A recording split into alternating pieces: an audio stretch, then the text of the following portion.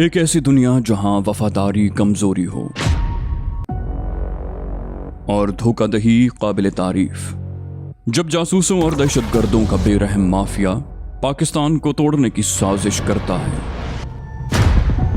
तो एक नौजवान जो पुलिस के लिए मतलूब, वांटेड, इंटेलिजेंस की नजर में दहशतगर्द, कौम के लिए गद्दार, जिसके पास खोने को कुछ भी नहीं, जब उसे कहा गया कि मुल्क से गद्दारी करो और अपनी जान बचा लो, तो वो इनकार कर देता है। Let's find him. और उन्हीं गद्दारों और मुल्क के दुश्मनों के लिए मौत का पैगाम बन जाता है। रियासत का सबसे बड़ा दुश्मन करार पाने के बावजूद वो अपनी कौम की इकलौती उम्मीद बन जाता है। अपनी आज़ादी से बढ़कर किसी मकसद के लिए लड़ने वाला, मुल्क दुश्मनों को खत्म करने के लिए जान की बाजी लगा देने वाला बाजीगर।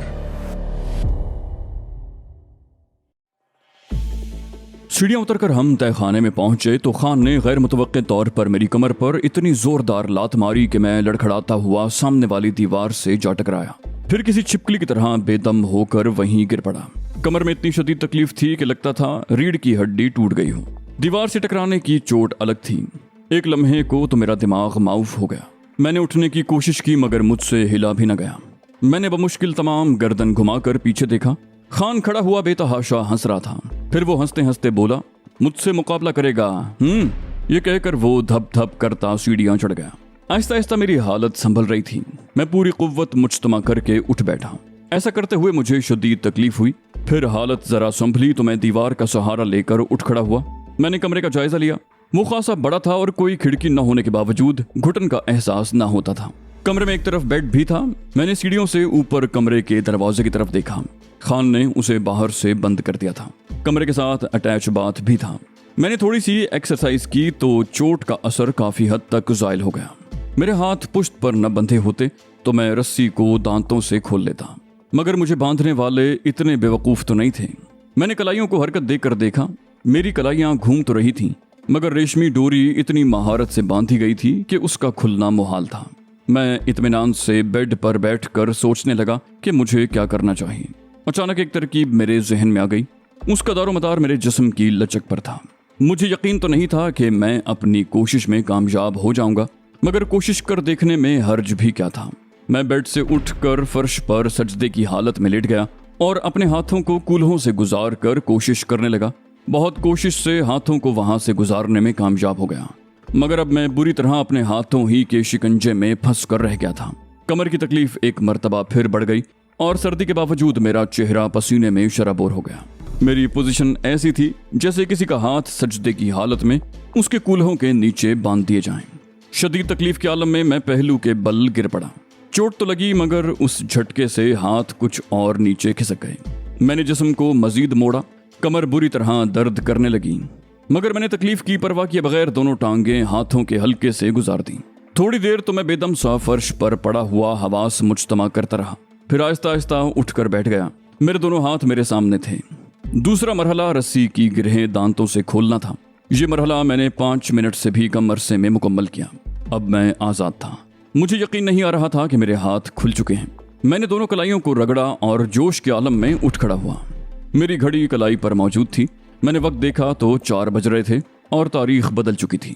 इसका मतलब था मुझे कैद हुए तकरीबन 8 घंटे हो चुके थे। मेरी जेब में पर्स मौजूद था मगर रिवॉल्वर गायब था। मैंने किसी ऐसी चीज की तलाश में नजरें दौड़ाईं जिसे बतौर हथियार इस्तेमाल कर सकूं, मगर वहां कोई ऐसी चीज नहीं थी। मैं बहुत देर तक कमरे में टहलता रहा। दिल चाह रहा था कि बेड पर लेटूं और सो जाऊं, मगर सोने का मतलब था हमेशा के लिए सोना, क्योंकि वहां कोई भी आ सकता था। मैं टहलता रहा और सोचता रहा। मेरा अंदाजा था कमरे में अब तक मैं 2 मील तो चल ही चुका हूंगा, क्योंकि मुझे टहलते हुए 2 घंटे हो चुके थे। अचानक ऊपर आहट सुनाई दी। मैं फुर्ती से बेड पर उस रुख पर बैठा कि आने वाले को मेरी पुश्त दिखाई न दे। रस्सी में पहले ही छुपा चुका था। मैंने अपने दोनों हाथ पुश्त की तरफ कर लिए और धड़कते दिल के साथ आने वाले का इंतजार करने लगा, क्योंकि आइंदा चंद लम्हात फैसला कुन थे। आने वाला खान ही था। उसके हाथों में ट्रे थी जिसमें 1 कप चाय और एक प्लेट में चंद स्लाइस थे। उसने कमरे में दाखिल होकर तंजिया लहजे में कहा, हम दुश्मन को हमेशा खिला खिला कर मारते हैं। वैसे अब तक तुम्हारा दिमाग ठिकाने आ चुका होगा। ये कहकर ट्रे उसने फर्श पर रखी और जेब से रिवॉल्वर निकाल लिया। मैंने काटदार लहजे में कहा, एक बंधे हुए आदमी से इतना खौफ? उसने मेरी बात सुनी अनसुनी कर दी और दूसरे हाथ से स्लाइस की प्लेट उठाकर मेरे नजदीक आ गया। बोला, अपने पैरों को काबू में रखना, वरना मैं गोली चलाने में देर नहीं करता। उसने प्लेट से एक स्लाइस उठाया और झुककर मुझे खिलाना चाहा। वही फैसला कुन लम्हा था। मैंने अचानक बायां हाथ उसके रिवॉल्वर पर दे मारा और दाएं हाथ से उसके चेहरे पर इतना जोरदार घूंसा मारा कि मेरा हाथ झुंझुना कर रह गया। रिवॉल्वर उसके हाथ से निकलकर दूर जा गिरा और वो खुद लड़खड़ा कर फर्श पर गिर गया। उसकी आंखों में शदीद हैरत थी। मैंने उसे ज्यादा हैरान होने का मौका न दिया और उछलकर उसके सीने पर जोरदार लात मारी। वो कराहता हुआ फर्श पर ढेर हो गया। मुझे ये खतरा भी था कि कमरे में कोई और न आ जाए। मैंने बढ़कर रिवॉल्वर उठाना चाहा, मगर खान ने एक हाथ बढ़ाकर मेरा पैर पकड़ लिया। इससे पहले कि मैं संभलता, उसने झटका देकर मुझे नीचे गिरा लिया। मेरा ख्याल था वो बेहोश हो गया है, वरना मैं उसकी तरफ से मोहतात रहता। मेरी लात इतनी भरपूर थी कि उसकी जगह कोई और होता तो शायद मर ही जाता। मगर वो आदमी न जाने किस मिट्टी का बना हुआ था कि वो न सिर्फ होश में था बल्कि मुझसे लड़ भी रहा था। कलबाजी खाकर उठा तो खान की फुर्ती पर अशश कर उठा। वो भी मेरे साथ ही उठ खड़ा हुआ था। वहां से निकलना इतना आसान नहीं था जितना मैंने समझ लिया था। खान की लाई हुई ट्रे मेरे नजदीक ही फर्श पर रखी हुई थी। मैं अचानक नीचे झुका और चाय का कप उठाकर गरम गरम चाय उस पर फेंक दी। उसने चीख कर दोनों हाथों से चेहरा छुपा लिया। मैंने आगे बढ़कर भरपूर लात उसके पेट पर मारी। वो उलटकर गिरा तो ताबड़तोड़ कई लातें उसके चेहरे पर जड़ दी। वो अंग्रेजी फिल्मों के कार्टून की तरह मार खाकर एक दफा फिर उठने की कोशिश करने लगा। मैंने कराटे का एक हाथ उसकी गर्दन पर मारा। वो कराहता हुआ फर्श पर गिरकर बेसुध हो गया। मैंने तवील सांस लिया और मोहतात अंदाज में एक मर्तबा फिर रिवॉल्वर की तरफ बढ़ गया। रिवॉल्वर उठाकर मैं मोहतात अंदाज में सीढ़ियों की तरफ बढ़ा। दरवाजे के पास पहुंचकर मैंने बाहर की सुनगुन लेने की कोशिश की, मगर वहां बिल्कुल सन्नाटा था। मैंने आहिस्ता आहिस्ता दरवाजा खोला और बाहर निकल गया। वो किसी बंगले का कॉरिडोर था। मैं दबे कदमों आगे बढ़ा। ऐसा लग रहा था जैसे पूरा बंगला वीरान हो और खान के सिवा वहां कोई मौजूद ना हो। कॉरिडोर में एक कतार में कई कमरे थे जिनके दरवाजे बंद थे। मैं फूंक फूंक कर कदम रखता हुआ आगे बढ़ रहा था। अचानक एक कमरे का दरवाजा खुला और दो आदमी रिवॉल्वर ताने मेरे सामने आ गए। मैंने फुर्ती से यक के बाद दीगरे दो फायर किए और ये देखे बगैर कि वो जिंदा हैं या मर गए, पूरी कुव्वत से बाहर की तरफ भागा। फायरों की आवाज से गोया वहां कयामत बर्पा हो गई। धड़ाधड़ कमरों के दरवाजे खुलने लगे, मगर मैं उस वक्त तक कॉरिडोर उबूर करके लॉन में पहुंच चुका था। वो लॉन ऐसा नहीं था कि वहां छुपा जा सकता, क्योंकि वहां ना तो कोई दरख्त था ना घनी झाड़ियां। मैं फुर्ती से बाईं जानिब घूमा और इमारत की पुश्त पर पहुंच गया। वहां नीम का एक घना दरख्त मौजूद था। मैं बिजली की सी तेजी से उस दरख्त पर चढ़ गया। उसकी शाखें बराबर वाले बंगले की छत तक पहुंच रही थीं। मेरा इरादा था कि दूसरी मंजिल की छत पर पहुंचकर वहां से फरार होने की कोशिश करूंगा। इससे पहले कि मैं दूसरी छत पर कूदता, मेरा पीछा करने वाले दरख्त के नीचे पहुंच गए। उनमें से किसी ने गरजदार आवाज में कहा, नीचे आ जाओ वरना कुत्ते की मौत मारे जाओगे। मैंने नीचे देखा तो मुझे बहुत से आदमी दिखाई दिए। उन सबके हाथों में रिवॉल्वर या राइफलें थीं। उनमें से कोई किसी भी लम्हे मुझ पर फायर कर सकता था। मैंने तवील सांस लिया और मायूसी से गर्दन हिलाने लगा। मेरी तमाम जदोजहद रायगां गई। उस वक्त मेरी हालत ऐसी थी जैसे अचानक मेरा जिस्म मफलूज हो गया हो। उसी आदमी ने सख्त लहजे में कहा, रिवॉल्वर फेंक दो। हमारे 7 आदमियों का खून तुम्हारी गर्दन पर है और 8वां मुर्दों से भी बदतर है। मैं 10 तक गिनूंगा, फिर तुम नीचे न आए तो तुम्हारी लाश आएगी। ये कहकर वो गिनती गिनने लगा। मैं काफी हद तक संभल चुका था और मेरा जहन तेजी के साथ काम कर रहा था। मैंने सोचा, मरना तो वैसे भी है, फिर क्या जरूरी है कि इनकी कैद में ही दम तोड़ा जाए। इस दफा अगर मैं इनके काबू में आ जाता तो जीते जी तो निकलना नामुमकिन था। खुशकिस्मती बार बार तो किसी का साथ नहीं देती। ये सोचकर मैंने आसान मौत कबूल करने का फैसला किया और मैंने गैर महसूस तरीके से साथ वाले कमरे की छत को देखा और वो 5 तक पहुंचा ही था कि मैंने बुलंद आवाज में कहा, मैं नीचे आ रहा हूँ। ये कहकर मैंने यूं जाहिर किया जैसे मैं उतरने का इरादा कर रहा हूँ। फिर अचानक मैंने साथ वाली छत पर छलांग लगा दी। एक साथ कई फायर हुए, मगर खुशकिस्मती से कोई गोली मुझे न लगी। मैं पीछे देखे बगैर आगे की तरफ अंधाधुंध भागा। वो खासा वसी और इस बंगला था और उसके लॉन में कतार से लगे हुए दरख्त थे। मैंने सोचा किसी दरख्त पर चढ़कर बाहर को कूद जाऊंगा, क्योंकि बंगले की 4 दीवारी खासी बुलंद थी। छत का इख्तिताम एक जीने पर हुआ और मैं सोचे समझे बगैर जीना उतर गया। उतरते हुए तड़ातड़ कई फायरों की आवाजें आईं, मगर इस दफा भी मैं महफूज रहा। फायरों का मतलब यह था कि वो लोग भी इसी दरख्त के जरिए मेरे पीछे आएंगे। मैं जीने से उतरा तो एक तवील बैल्कनी थी। वहां कई कमरे थे। एक कमरे में से टेप रिकॉर्डर की आवाज आ रही थी। मैं दौड़ता हुआ उसी कमरे में दाखिल हो गया। कमरे में 20-22 साल की एक लड़की बेड पर नीमदराज थी। उसकी आंखें अध खुली थी और वो मौसीकी से लुत्फानंदोज हो रही थी। मुझे देखकर उछल पड़ी और चीखने के लिए उसने मुंह खोला ही था कि मैंने आजिज़ाना लहजे में कहा, प्लीज मेरी मदद करो, वो लोग मुझे मार देंगे, मुझे कहीं छुपा दो, जल्दी करो, वो लोग पहुंचने वाले हैं। मेरे अबतर हुलिये और मेरी आजिज़ाना दरखास्त से वो एकदम मुतासिर हो गई और बोली, उस सामने वाली कपड़ों की अलमारी में छुप जाओ, मैं देखती हूँ वो कौन लोग हैं और मेरे बंगले में किसकी इजाजत से दाखिल हुए। मैं झपट कर अलमारी में घुस गया। वो खासी बड़ी अलमारी थी, मगर उसके बावजूद अपने कद की वजह से मैं गर्दन सीधी न कर सका। उस लड़की ने बाहर से अलमारी लॉक कर दी क्योंकि मुझे ताले में चाबी घूमने की आवाज आई थी।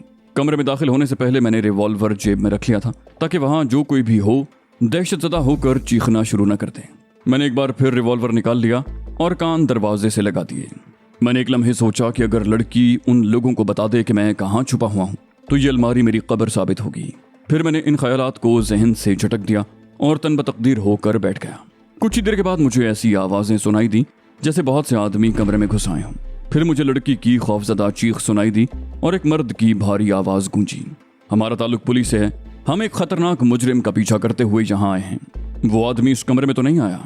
मैंने दम साध लिया। फिर लड़की की आवाज गूंजी, यहाँ कोई नहीं आया, मैं पिछले 1 घंटे से मौजूद हूँ, उससे पहले कोई आया हो तो मैं नहीं कह सकती, आप खुद तलाशी ले सकते हैं, मगर मैं इलाके के SSP से शिकायत जरूर करूंगी। आप लोगों को इजाजत लेकर घर में दाखिल होना चाहिए था।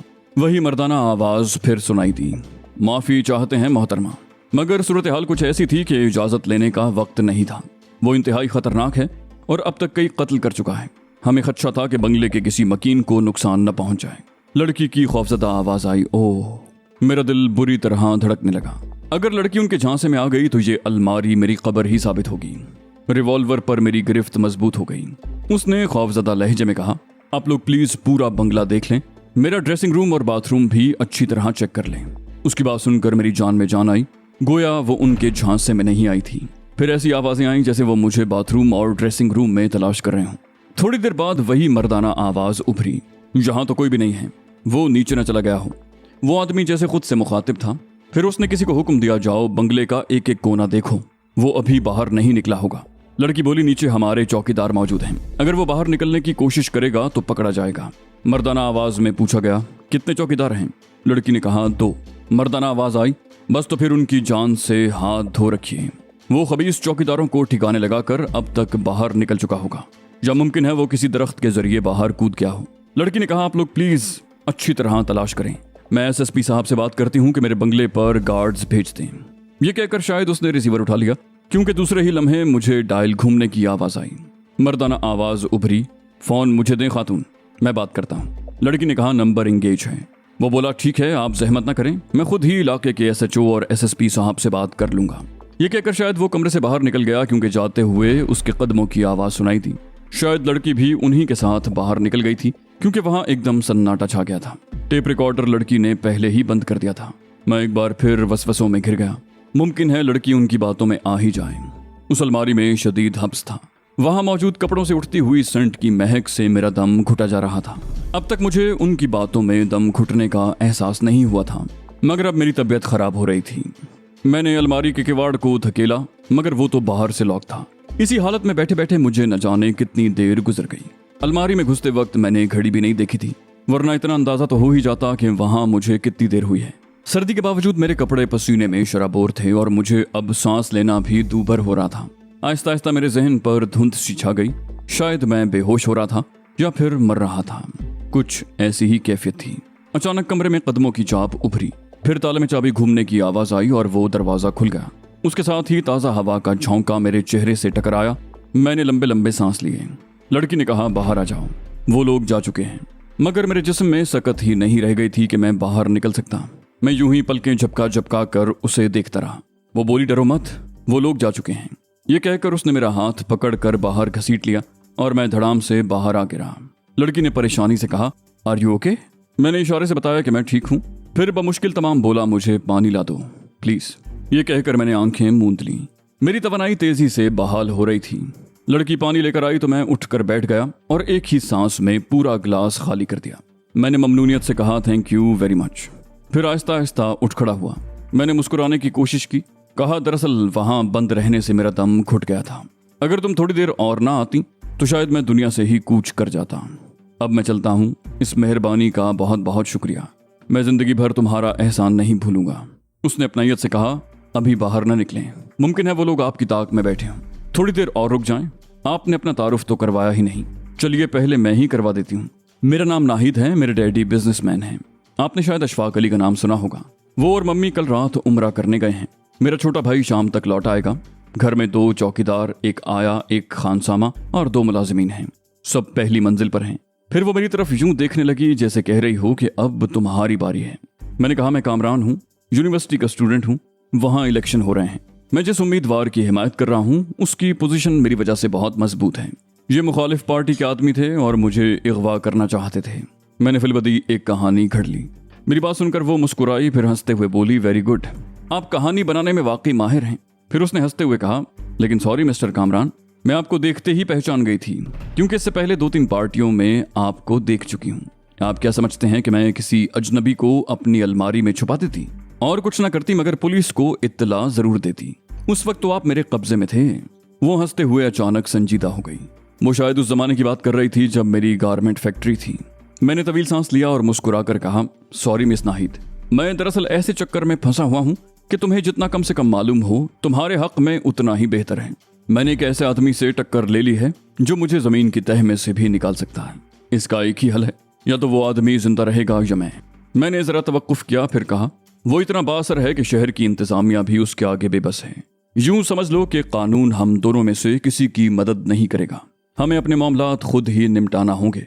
मेरे साथ ड्रॉबैक ये है कि मेरे 2-3 साथी हैं और मेरे दुश्मन के पास बेशुमार आदमी हैं। इसका एक नमूना तुमने अभी देख ही लिया। वो हैरत से आंखें फाड़े मेरी बातें सुन रही थी। मैंने कहा, इस सूरत में मैं झूठ ना बोलता तो और क्या करता। फिर फीकी सी मुस्कुराहट के साथ कहा, अब मुझे चलना चाहिए। हाँ, ये तो मैं पूछना भूल गया था कि ये इलाका कौन सा है। वो एक दफा फिर हैरत से मुझे देखने लगी और बोली, ये नॉर्थ नाजमाबाद है, ब्लॉक ए। मगर आप जरा अपना हुलिया तो देखें, उसने तस्हीक आमेज लहजे में कहा। बाल बिखरे हुए हैं, कपड़े मैले, पैरों में जूते नहीं। अपना हुलिया दुरुस्त करके और कुछ खा पी कर जाएं। इत्तेफाक है कि मैं जल्दी उठ गई, वरना मैं 9 बजे से पहले बिस्तर नहीं छोड़ती। ये भी एक तरह से अच्छा ही हुआ, वरना आपको मेरा कमरा भी बंद मिलता और आप सीधे नीचे जाते और चौकीदार आपको पकड़कर उन लोगों के हवाले कर देते। उसने हंसते हुए कहा था। मैं भी उसके साथ हंसने लगा। अब मैं उसे कैसे बताता कि उसके चौकीदार बहुत खुशकिस्मत हैं, वरना वो मेरे हाथों मारे गए होते। वो बोली, आप यहाँ बैठें, मैं आपके लिए कॉफी बनाकर लाती हूँ। या ऐसा करें, बराबर वाला कमरा खाली है, उसमें चले जाएं। वो कमरा मेरे छोटे भाई का है। मुमकिन है उसका जूता आपके पैर में फिट आ जाए।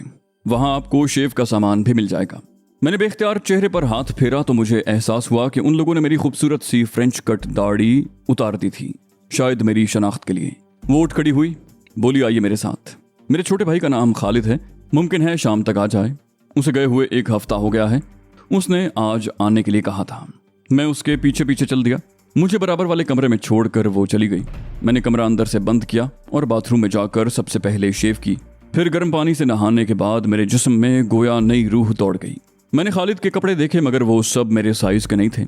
अलबत्ता चमड़े की एक चप्पल फंसा कर मेरे पाँव में आ गई। मेरी जेब में एक धेला भी नहीं था और फौरी तौर पर मुझे रकम की जरूरत थी। अचानक दरवाजे पर दस्तक हुई और नाहिद की आवाज आई, आप सो तो नहीं गए? मैंने दरवाजा खोला तो वो ट्रे लिए अंदर दाखिल हुई। उसमें कॉफी के साथ साथ फ्राई किए हुए अंडे और स्लाइस भी थे। नाहिद ने ट्रे सेंटर टेबल पर रख दी और कुर्सी खिसकाकर बोली, अब जल्दी से नाश्ता कर लें वरना कॉफी ठंडी हो जाएगी। मैं खामोशी से नाश्ता करते हुए सोचने लगा कि रकम का बंदोबस्त कहाँ से हो। फिर मुझे उसका हल भी सूझ गया और मैंने जल्दी जल्दी नाश्ता किया। नाश्ते से फारिग होकर मैंने नाहिद से कहा, तुम्हें एक तकलीफ और करना होगी। मैं एक साहब को फोन कर रहा हूँ, तुम वहां जाकर पैसे ले आओ, मगर वापसी में बहुत मोहतात रहना। मुमकिन है वो तुम्हारे जरिए मेरा ठिकाना मालूम कर लें। नाहिद ने कहा, आपको कितनी रकम की जरूरत है फिलहाल? मैंने कहा 1500 से भी काम चल जाएगा। वो बोली, इतनी रकम तो मैं भी दे सकती हूँ। देखिए, इनकार मत कीजिएगा, उधार समझ लें, जब मौका मिले तो लौटा दीजिएगा। थोड़ी सी पसोपेश के बाद मैं राजी हो गया। उसने अलमारी से अपना पर्स निकाला और 1000 रुपए के नोट गिनकर मेरे हवाले कर दिए। मैंने कहा, तुम्हारी इस मेहरबानी का बहुत बहुत शुक्रिया। उसके वालिदैन उम्रे पर गए हुए थे और भाई क्रिकेट खेलने लाहौर गया था, वरना मैं यूं आसानी से वहां से निकल नहीं सकता था। मुलाजिमीन ने मुझे हैरत से देखा था मगर बोले कुछ भी नहीं थे। मैंने कहा, अच्छा नाहिद, खासा वक्त जाया हो चुका है, अब मैं चलता हूँ। उसने फीकी सी मुस्कुराहट लबों पर सजा ली, बोली, ओके। आप जहाँ जाना चाहें मैं आपको ड्रॉप कर देती हूँ। मैं इनकार करने ही वाला था कि मुझे जफर के आदमियों का ख्याल आ गया। वो बराबर के बंगले में ही तो मौजूद थे। मुमकिन है उनमें से कोई नाहिद के बंगले की निगरानी कर रहा हो। यही सोचकर मैंने रजामंदी जाहिर कर दी।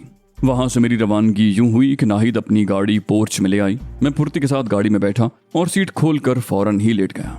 मैंने उसे कहा कि मुझे सदर में कहीं ड्रॉप कर देना। गाड़ी चलने के 10 मिनट के बाद मैं उठ बैठा। वो खामोशी के साथ ड्राइविंग कर रही थी और मैं भी अपने ख्यालात में खोया हुआ था।